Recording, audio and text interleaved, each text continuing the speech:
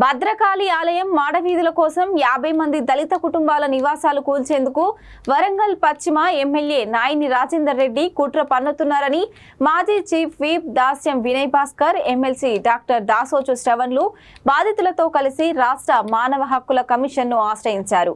వారు మాట్లాడుతూ ఆలయానికి దారి ఉన్నప్పటికీ దళిత కుటుంబాలను వెళ్లగొట్టేందుకే కుట్ర పన్నుతున్నారని వారు ఆగ్రహం వ్యక్తం చేశారు. కనీసం వాడుకోవడానికి నీళ్లు కూడా నెల రోజుల నుంచి సరఫరా చేయటం లేదని ఆవేదన వ్యక్తం చేశారు. చిన్న చిన్న పనులు చేసుకుంటూ గత కొన్నాళ్లుగా జీవనం సాగిస్తున్న నిరుపేద దళితుల నివాసాలను ఆక్రమించేందుకు ఎమ్మెల్యే కుట్ర పన్నుతున్నారని ఆరోపించారు. ప్రజా పరిపాలన అంటూ గొప్పలు చెప్పుకుంటున్న కాంగ్రెస్ ప్రభుత్వం నిరుపేదల పొట్టలు కొడుతుందని మండిపడ్డారు. విశ్వం భాయ్ కొద్దిగా వెనకకు వచ్చేసి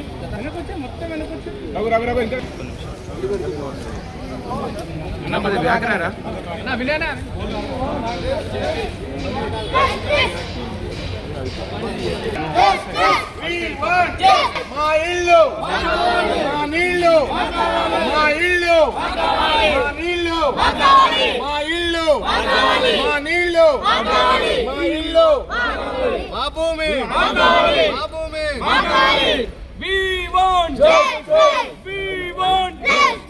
న్యాయం చేయాలి బాధితులందరికీ వెంటనే న్యాయం చేయాలి బాధితులందరికీ వెంటనే. గత 100 సంవత్సరాల క్రితము చారిత్రాత్మకమైన ఓరుగల్ నగరంలో సుమారు 200 దళిత కుటుంబాలు బండగొట్టుకుంటా జీవనోపాధి కొనసాగుతున్నటువంటి సందర్భంలో ఆ బండలన్నీ కూడా ఇంటి నివాసాలకు చదునైనటువంటి సందర్భంలో ఆ ఎస్సీ కుటుంబాలు దళిత కుటుంబాలన్నీ కూడా ప్రభుత్వాన్ని అప్రోచ్ అయినటువంటి సందర్భంలో 2003లో ప్రభుత్వం వాళ్లకు 4 ఎకరాలు కేటాయించడం జరిగింది. సుమారు 155 కుటుంబాలకు ఇళ్ల స్థలాలను కూడా కేటాయించి వారు చదును చేసినటువంటి మిగతా జాగంతా కూడా ప్రభుత్వం తీసుకోవడం జరిగింది. ఆ 150 కుటుంబాలకు పట్టాలు ఇవ్వడమే కాకుండా వాళ్ళని ఇళ్ల నిర్మాణం చేసుకోవాలని చెప్పి మరి ఆదేశించడం జరిగింది. అసలుకే పేదోళ్ళు, అసలుకే దళితులు బండ కొట్టుకొని జీవనోపాధి కొనసాగిస్తున్నటువంటి దళితులు ఇండ్ల నిర్మాణం లేక కొంత ఆలస్యమైంది. వెంటనే ప్రభుత్వం ఆ పట్టాల్లో ఉన్నటువంటి 6వ క్లాస్కు పురస్కరించుకొని ఆ 4 ఎకరాలు తీసుకోవడం జరిగింది.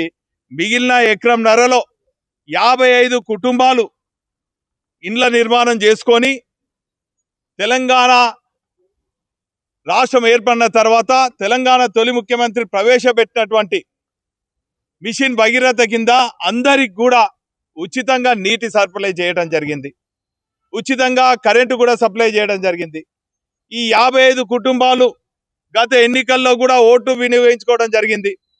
రేషన్ కార్డులు ఉన్నాయి, ఆధార్ కార్డులు ఉన్నాయి. కానీ 2 సంవత్సరాల క్రితం వచ్చినటువంటి ఈ ప్రభుత్వం ఆ బండగొట్టినటువంటి స్థలం ధర పెరిగిందని చెప్పి అభివృద్ధి పేరిట ఆ స్థలాన్ని లాక్కునే ప్రయత్నం చేసింది. వీళ్ళు ప్రతిఘటించడం జరిగింది. వెంటనే కరెంటు కట్ చేస్తామని చెప్పి ఎలక్ట్రిసిటీ అధికారులు, మున్సిపల్ అధికారులు వచ్చి దౌర్జన్యంగా అక్కడ చిరు వ్యాపారం చేసుకుంటున్నటువంటి దళిత సోదరుల సముదాయాలన్నిటిని కూడా మరి ఆ దళిత కుటుంబాలకు దళిత బంధు కూడా ఇప్పియడం జరిగింది. ఈ తీరుగా గత ప్రభుత్వం దళితులను ఆదుకుంటుంటే ఈ ప్రభుత్వం దళితుల వ్యతిరేక భారత రాజ్యాంగంలో పొందుపరిచినటువంటి హక్కులను కూడా కాలరాస్తూ దళితులకు నిలువ నీడ లేకుండా చేస్తున్నటువంటి ప్రభుత్వాన్ని మరి ఈ రోజు ఆ దళిత సంఘాలన్నీ కూడా కలిసి కమిషనర్ కూడా మరి ఆశ్రయించడం జరిగింది. వారు కూడా సానుకూలంగా స్పందించకపోవడం బాధాకరం. కలెక్టర్ కూడా మరి ఈరోజు సానుకూలంగా స్పందించలేదు.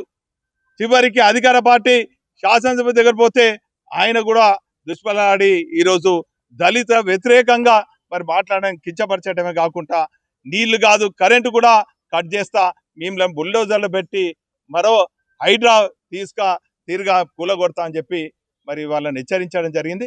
అందుకే ఈరోజు బీఆర్ఎస్ పార్టీ కార్యాలయం జనతా క్యారేజ్ లాగా పనిచేస్తున్న సందర్భంలో ప్రజలకు మరి ఈ దళితులకు ఆశ్రయాన్ని ఇచ్చి ఈరోజు మా గౌరవ ఎమ్మెల్సీ శ్రవణ్ గారి ఆధ్వర్యంలో మా బీఆర్ఎస్ పార్టీ లీగల్ సెల్ న్యాయవాదుల సహాయ సహకారాలతోని ఈరోజు ఉమెన్ రైట్స్ను మరి ఆశ్రయించడం జరిగింది. వారు సానుకూలంగా స్పందించారు. ఏదేమైనప్పటికీ కూడా దళితుల పక్షాన బీఆర్ఎస్ పార్టీ ఉంటుంది.